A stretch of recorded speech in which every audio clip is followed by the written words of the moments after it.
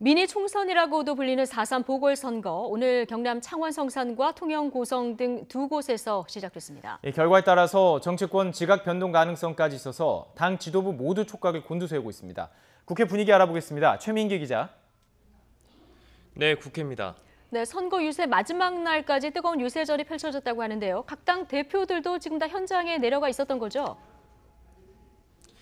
네, 그렇습니다. 네, 어제까지 여야 모두 마지막까지 바닥 민심을 끌어모으기 위해서 마지막 총력전을 다했는데요. 이 통영 고성에만 후보를 낸 더불어민주당은 특히 이곳에 화력을 집중했습니다. 이해찬 대표와 홍영표 원내대표는 의원 10여 명과 함께 유동인구가 많이 몰리는 곳을 중심으로 마지막 유세전을 펼치며 이 지역 경제 살릴 적임자는 집권 여당이라고 강조를 했습니다. 이 선거 유세를 한번 직접 들어보시겠습니다.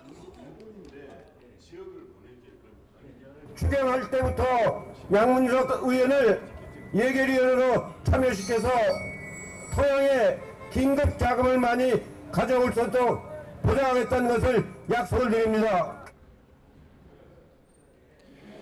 특히 법여권 단일화로 진보와 보수 진영의 각축전이 벌어졌던 창원 성산에선 선거운동이 종료되는 자정까지 뜨거운 유세가 이어졌습니다. 자유한국당은 어제 오전 통영 고성에서 유세를 벌인 뒤 오후부터는 지도부가 모두 창원 성산으로 건너가 총력을 쏟아부었습니다. 이 당 지도부와 함께 늦은 밤까지 유세를 이어간 황교안 대표는 정부의 경제 실정과 진보 진영 단일화를 거론하며 공세의 수위를 높였습니다. 지금 이 정권은 야합으로 다시 한번 연장하려고 하는 이 정부의 폭력에 대한 심판을 피해보려고 하는 이런 전략을 쓰고 있습니다. 이 정의당 이정미 대표도 종일 선거 유세를 도는 강행군을 펼쳤습니다.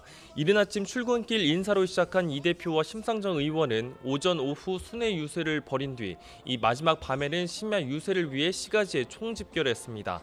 이 한국당과의 1대1 구도를 강조하며 끝까지 지지층 결집을 호소했습니다.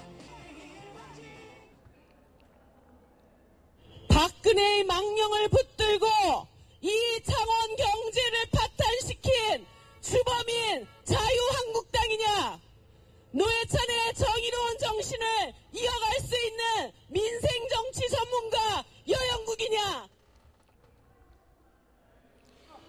이 선거 기간 창원 성산 선거 유세에만 집중했던 바른미래당 손학규 대표도 어제 아침부터 시내를 돌며 이 밤까지 뜨거운 유세를 이어갔습니다.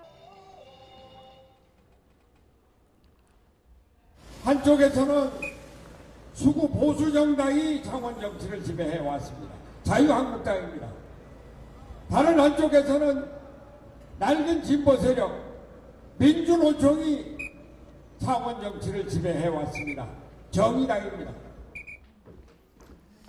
네, 막판 변수들이 불거지면서 선거도 크게 과열됐었습니다. 각 당의 분위기 어떻습니까? 네, 막판 여러 이슈가 터져나오면서 어느 쪽도 승기를 점칠 수는 없는 상황입니다. 이 먼저 통영 고성의 경우 선거 막판 이 자유한국당 점정식 후보 측근의 이른바 기자 매수 의혹이 불거졌습니다. 이 해당 기자는 정 후보의 측근이 우호적 기사를 부탁하며 50만 원을 제공했다며 여제는 관련 녹음 파일까지 공개했고 결국 경남 선관위가 정 후보 측 인사를 검찰에 고발하기까지 했습니다. 여기에 지난 주말 논란이 된 경기장 유세로 경남FC가 프로축구 연맹으로부터 2천만 원의 징계를 받으면서 이 표심이 어떻게 작용할지도 관심입니다. 이와 함께 지난주 투기 논란을 빚은 김의겸 전 청와대 대변인 사태와 연이은 장관 낙마 역시 주요 변수 가운데 하나입니다. 이 한국당 등 야당은 청와대의 인사검증과 포르쉐 발언으로 논란을 빚은 윤도환 청와대 국민소통수석 등에 대해 연일 맹공을 쏟아냈습니다. 이런 가운데 오늘 여야 당대표들은 앞서 오전 10시에 진행된 제주 4.3 희생자 추념식에 맞춰 공식 일정을 시작했습니다.